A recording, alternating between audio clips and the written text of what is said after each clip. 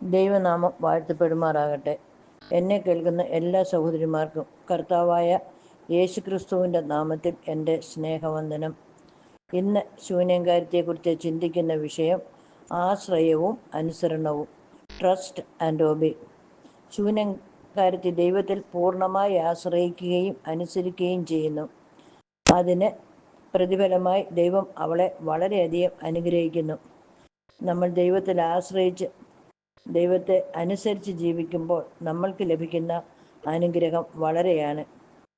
ഇംഗ്ലീഷിലൊരു പാട്ടുണ്ട്, trust and obey, for there is no other way to be happy in Jesus but to trust and obey. വളരെ അർത്ഥവത്തായ ഒരു പാട്ടാണ്. 2 രാജാക്കന്മാർ 4-ാം അധ്യായം 37-ാം വാക്യത്തിൽ എലീശ പ്രവാചകൻ അവളുടെ മകനെ ഉയർപ്പിച്ച് അവൾക്ക് നൽകുന്നു. അതിനുശേഷം അവളെക്കുറിച്ച് അവിടെ ഒന്നും പറയുന്നില്ല. പിന്നീട് ശൂന്യങ്കാരത്തെക്കുറിച്ച് വായിക്കുന്നത് 8-ാം അധ്യായം 1 മുതൽ 6 വരെയുള്ള വാക്യങ്ങളിലാണ്. 4 മുതൽ 7 വരെയുള്ള അധ്യായങ്ങൾ എലീശ പ്രവാചകൻ ചെയ്ത അത്ഭുതങ്ങളെക്കുറിച്ചാണ് വിവരിച്ചിരിക്കുന്നത്. ഇവിടെ സംഭവങ്ങൾ രേഖപ്പെടുത്തിയിരിക്കുന്നത് ക്രോണോളജിക്കലായിട്ടല്ല, അതായത് സംഭവങ്ങൾ നടന്ന കാലക്രമം അനുസരിച്ചല്ല എഴുതിയിരിക്കുന്നത്. അതുകൊണ്ട് 4-ാം അധ്യായത്തിനും 8-ാം അധ്യായത്തിനും ഇടയിലുള്ള ഗ്യാപ്പ് എത്ര കാലമാണെന്ന് പറയുവാൻ സാധിക്കത്തില്ല. എന്താണെങ്കിലും എലീശ പ്രവാചകൻ വീണ്ടും അവളുടെ ജീവിതത്തിലേക്ക് കടന്നു വരുന്നു. ദൈവം എലീശ പ്രവാചകനെ അറിയിച്ച അരുളപ്പാട് ശൂന്യങ്കാരത്തെ അറിയിക്കുകയാണ് ചെയ്യുന്നത്. ദൈവം ദേശത്ത് ഒരു ക്ഷാമം വരുത്തുവാൻ പോകുന്നു. അത് 7 സംവത്സരം നീണ്ടു നിൽക്കും. അതുകൊണ്ട് നീ നിന്റെ ഭവനവും പുറപ്പെട്ട് എവിടെയെങ്കിലും പരദേശവാസം ചെയ്തു കൊള്ളുക. ഇതായിരുന്നു പ്രവാചകൻ അറിയിച്ച ദൈവത്തിൻ്റെ അരുളപ്പാട്. അത് അവൾ പൂർണ്ണമായും ദൈവത്തിൽ ആശ്രയിച്ചുകൊണ്ട് പിറുപിറുക്കുകയോ സംശയിക്കുകയോ ചെയ്യാതെ, യാതൊരുവിധ എക്സ്ക്യൂസും പറയാതെ അനുസരിക്കുകയാണ് ചെയ്തത്. അവൾ ധനികയായിരുന്നു, വലിയ വീടുണ്ടായിരുന്നു, ധാരാളം വസ്തുവകൾ ഉണ്ടായിരുന്നു. ഇതൊക്കെയും വിട്ടിട്ട് പോകുവാൻ അവൾ യാതൊരു മടിയും കാണിക്കുന്നില്ല. എത്രയൊരു മാതൃകാപരമായിട്ടാണ് അവൾ പ്രവർത്തിച്ചത്. നമ്മൾ ഈ വിധത്തിലുള്ള ഒരു സാഹചര്യത്തിൽ കൂടി പോകേണ്ടി വന്നാൽ ഏത് വിധത്തിലായിരിക്കും പ്രതികരിക്കുന്നത്? അവൾ ഒരു കംഫർട്ടബിൾ സോണിൽ നിന്നും അവൾ അറിയാത്ത ഒരു ദേശത്തേക്ക്, പരിചയമില്ലാത്ത ഒരു ചുറ്റുപാടിലേക്കാണ് പോകുന്നത്. അവിടെ ചെന്നാൽ അവിടുത്തെ ജീവിതം എങ്ങനെയായിരിക്കും എന്നതിനെ കുറിച്ചൊന്നും അവൾക്ക് ഒരു ആങ്സൈറ്റിയും ഇല്ല. ഞാൻ ആശ്രയിക്കുന്ന എൻ്റെ ദൈവം വിശ്വസ്തൻ, എന്നെ ഒരു നാളും കൈവിടുകയില്ല, ഉപേക്ഷിക്കുകയുമില്ല. എന്നെ തീർച്ചയായിട്ടും ഞാൻ പോകുന്ന ദേശത്ത് കാത്തു പരിപാലിക്കും എന്ന് വിശ്വസിച്ചുകൊണ്ട് ദൈവത്തിൽ ആശ്രയം വെച്ച് ദൈവത്തിൻ്റെ അരുളപ്പാട് അവൾ അനുസരിച്ച് കുടുംബത്തോടെ പോവുകയാണ്. അവൾ പോയത് ഫെലിസ്ത്യ ദേശത്തേക്കാണ് പോയത്.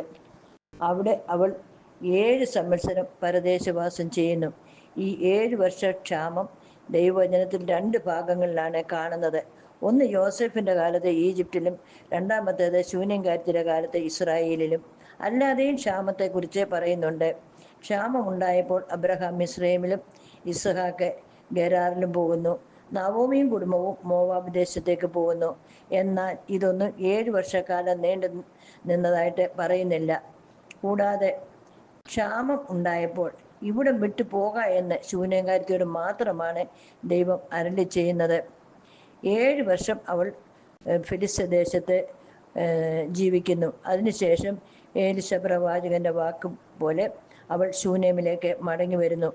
അവൾ അവളുടെ ഭവനത്തിലേക്ക് പോകുമ്പോൾ അന്യന്മാർ അവളുടെ വീടും വസ്തുവകളും അതിക്രമിച്ച് കൈവശമാക്കിയിരിക്കുകയാണ്. അവളും മകനും സഹായത്തിനു വേണ്ടി രാജാവിൻ്റെ അടുത്തേക്കാണ് പോകുന്നത്. തീരുമാനം എടുക്കുവാൻ ശൂന്യങ്കാരത്തി നല്ല കഴിവുള്ള ഒരു സ്ത്രീയായിരുന്നു. ഇവിടെ അവളുടെ ഭർത്താവിനെ കുറിച്ച് ഒന്നും പറയുന്നില്ല. ഒരു വേള ഭർത്താവ് മരിച്ചു പോയിരിക്കാം. ഇതിനു മുൻപ് ഒരു പ്രാവശ്യം എലീശ പ്രവാചകൻ അവളോട്, നീ ഇത്ര താല്പര്യത്തോടൊക്കെയും ഞങ്ങൾക്ക് വേണ്ടി കരുതിയല്ലോ, നിനക്ക് വേണ്ടി എന്തെങ്കിലും രാജാവിനോടോ സേനാധിപതിയോടോ പറയണമോ എന്ന് ചോദിച്ചപ്പോൾ അവൾ താഴ്മയോടെ വേണ്ട എന്ന് നിരസിക്കുകയാണ് ചെയ്തത്. ഇപ്പോൾ അവൾക്ക് രാജാവിൻ്റെ ഒരു സഹായം ആവശ്യമുണ്ട്. എന്നാൽ അവൾക്ക് വേണ്ടി ആവശ്യപ്പെടുവാൻ എലീശ പ്രവാചകൻ അവിടെ ഇല്ല. എങ്കിലും ദൈവം മുന്നമേ ഗേഹസിയെ രാജസന്നിധിയിലേക്ക് പറഞ്ഞു വിട്ടിട്ടുണ്ട്. ഈ സ്ത്രീയുടെ ദൈവത്തിനുള്ള ആശ്രയത്തിനും അനുസരണത്തിനും പ്രതിഫലമായി ദൈവം അവിടെ അതിശയകരമായി പ്രവർത്തിക്കുകയാണ്. അവൾ ആശ്രയിക്കുകയും അനുസരിക്കുകയും ചെയ്യുന്ന ദൈവം അവളെ കൈവിടുന്നില്ല.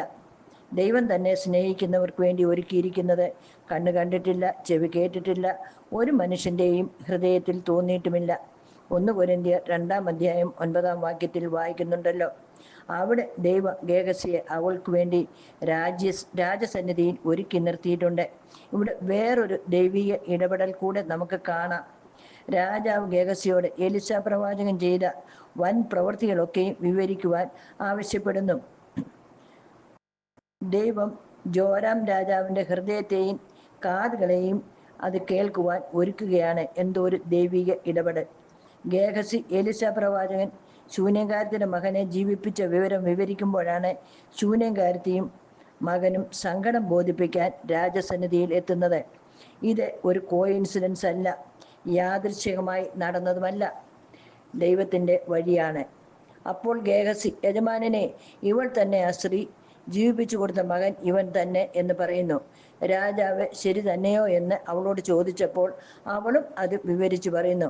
ഉടനെ രാജാവ് ഒരു ഉദ്യോഗസ്ഥനെ നിയമിച്ച് അവൾക്കുണ്ടായിരുന്നതൊക്കെയും 7 വർഷത്തെ അവളുടെ ആദായവും അവൾക്ക് റീസ്റ്റോർ ചെയ്യുവാനായി കൽപ്പിക്കുന്നു. എന്ത് പെട്ടെന്നാണ് അവൾക്ക് നീതി ലഭിച്ചത്! ദൈവത്തിൻ്റെ വഴികൾ എത്ര അഗോചരമാണ്! ദൈവത്തെ സ്നേഹിക്കുന്നവർക്ക്, നിർണയപ്രകാരം വിളിക്കപ്പെട്ടവർക്ക് തന്നെ സകലവും നന്മയ്ക്കായി കൂടി വ്യാപരിക്കുന്നു എന്ന് നമ്മൾ അറിയുന്നുവല്ലോ. റോമൻസ് 8:28. നമ്മൾ ദൈവത്തിൽ ആശ്രയിച്ച് അനുസരിച്ച് ജീവിക്കുമ്പോൾ നമ്മുടെ ജീവിതത്തിൽ പ്രതിസന്ധികളുണ്ട്, കഷ്ടങ്ങളുണ്ട്, പ്രയാസങ്ങളുണ്ട്. അവൾ 7 വർഷം ഫെലിസ്ത്യരുടെ ദേശത്ത് ജീവിച്ചിരുന്നപ്പോൾ പല പ്രയാസങ്ങളും ദുരിതങ്ങളും അനുഭവിക്കേണ്ടി വന്നിരിക്കും. എന്നാലും ദൈവത്തിൽ ആശ്രയിച്ച് അനുസരിക്കുന്നവർക്ക് മാറായെ മധുരമാക്കി തരുന്ന ദൈവമാണ് നമ്മളുടെ ദൈവം. കണ്ണുനീർ താഴ്വരയിൽ കൂടി നമ്മൾ പോകുമ്പോൾ മുൻമഴയാൽ അതിനെ അനുഗ്രഹപൂർണ്ണമാക്കി തരും. ഷവേഴ്സ് ഓഫ് ബ്ലെസ്സിങ്സ്, അതായത് അനുഗ്രഹത്തിൻ്റെ മാരി. നോഹയെ നോക്കൂ, ദൈവത്തിൽ ആശ്രയിച്ച് ദൈവത്തിൻ്റെ കൽപ്പന അനുസരിക്കുന്നു.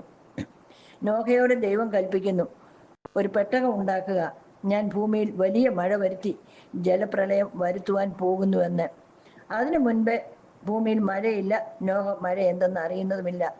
എന്നാലും നോഹ ദൈവത്തിനെ ആശ്രയിച്ച് ദൈവത്തിൻ്റെ കൽപ്പന അതുപോലെ അനുസരിച്ച് പെട്ടകം ഉണ്ടാക്കുന്നു. ആ വെള്ളപ്പൊക്കത്തിൽ നോഹയും കുടുംബവും മാത്രം രക്ഷ പ്രാപിക്കുന്നു. അതാണ് ദൈവത്തിൽ ആശ്രയിച്ച് അനുസരിച്ചപ്പോൾ നോഹയ്ക്കും കുടുംബത്തിനും ലഭിച്ച അനുഗ്രഹം. അതുപോലെ അബ്രഹാമിൻ്റെ അടുത്ത് ദൈവം അരുളി ചെയ്യുന്നു, നീ നിന്റെ ദേശത്തെയും ചാർച്ചക്കാരെയും പിതൃഭവനത്തെ ഒക്കെ വിട്ട് പുറപ്പെട്ട് ഞാൻ നിന്നെ കാണിപ്പാനിരിക്കുന്ന ദേശത്തേക്ക് പോക എന്ന്.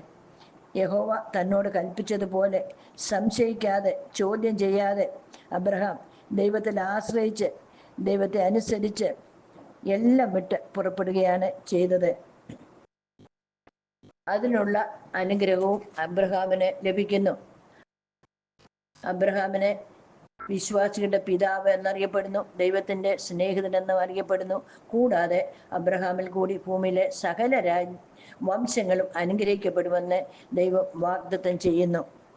ഗിദെയോനോട് യഹോവ അരുളി ചെയ്യുന്നു, നിന്റെ ഈ ബലത്തോടെ പോവുക, നീ ഇസ്രായേലിനെ മിദ്യാന്യരുടെ കയ്യിൽ നിന്ന് രക്ഷിക്കും, ഞാനല്ലോ നിന്നെ അയക്കുന്നത് എന്ന്.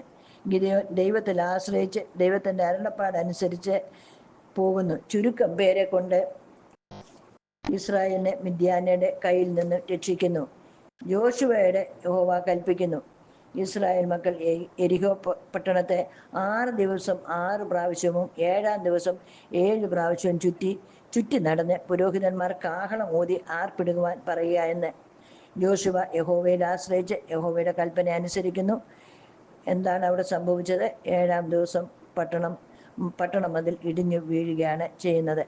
അതുപോലെ ജോസഫിന് രാത്രിയിൽ കർത്താവിൻ്റെ ദൂതൻ പ്രത്യക്ഷപ്പെട്ട് മറിയയെയും ശിശുവിനെയും കൂട്ടിക്കൊണ്ട് മിസ്രൈമിലേക്ക് ഓടിപ്പോയി ഞാൻ പറയും വരെ അവിടെ പാർക്കുക എന്ന് പറയുന്നു.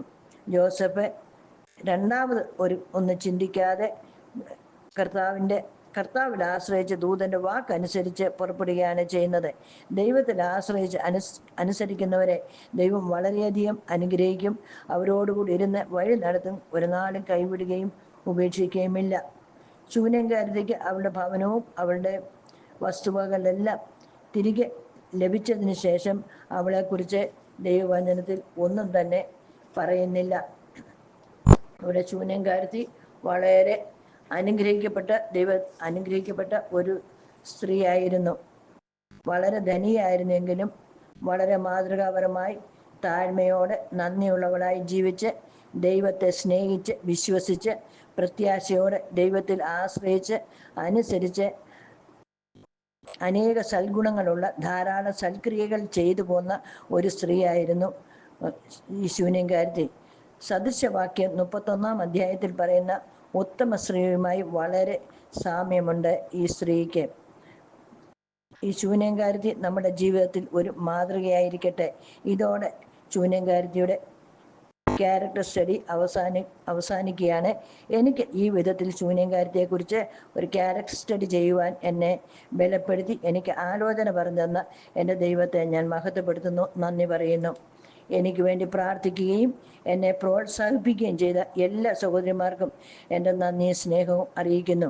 ഇങ്ങനെ ക്രിസ്തീയ സഹോദരിയിൽ ഒരു ക്യാരക്ടർ സ്റ്റഡി എടുക്കുവാൻ എനിക്ക് അവസരം നൽകിയ ക്രിസ്തീയ സഹോദരിയിലെ ഉത്തരവാദിത്തപ്പെട്ട സഹോദരിമാരോടും ഉള്ള എൻ്റെ നന്ദിയും സ്നേഹവും ഞാൻ അറിയിക്കുന്നു. ദൈവനാമം എന്നും എന്നേക്കും വാഴ്ത്തപ്പെടുമാറാകട്ടെ. ആമേൻ.